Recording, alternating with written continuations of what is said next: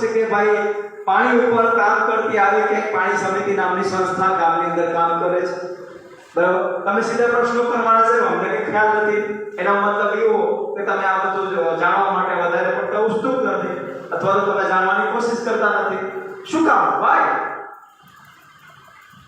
તમે એક ભારતના નાગરિક છો, ગામની અંદર જે પણ વ્યવસ્થાઓ ઊભી થતી હોય પંચાયત દ્વારા, પાણી સમિતિ દ્વારા, સરકારશ્રી દ્વારા, તો તમને જોવા જાણવાનો અધિકાર નથી? મતાધિકાર છે ને? હે?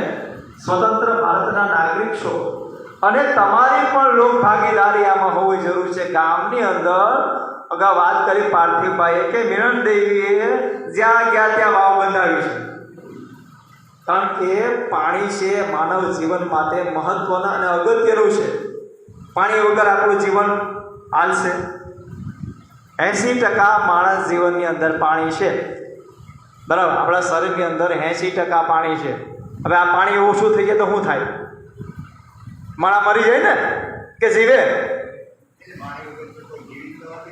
તો પાણી અને વાણી એની જાળવણી કરવાની જવાબદારી આપણી, બરાબર? પાણી છે તો જીવન છે, જળ છે તો જીવન છે, બાકી અસ્તિત્વ ખતમ છે.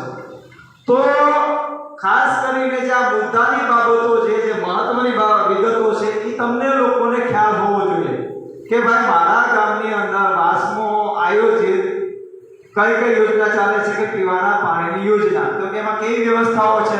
તો કે ઘેર નળ કનેક્શન, પીવાના પાણીના સ્ટોરેજો ઊભા કરવા, સ્ટોરેજોની અંદર ટાંકી હોય, ગોળ ટાંકી હોય, બરાબર છે, સંપ હોય, હેન્ડપંપ હોય, અવેડા હોય, આવી બધી સરકારશ્રી અને વાસ્મો અને આગા ખાન સંસ્થાના સંયુક્ત ઉપક્રમે ગામના શેવાળાના માનવીને એટલે કે શેવાળાના ઘરને પૂરું ચોખ્ખું સ્વચ્છ પાણી મળી રહે એના માટેની આ યોજના છે.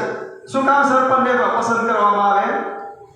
પહેલો જ પ્રશ્ન મને જોતો બકાભાઈએ વાત કરી ગ્રામ પંચાયત એટલે શું ખબર કોઈ? ગ્રામ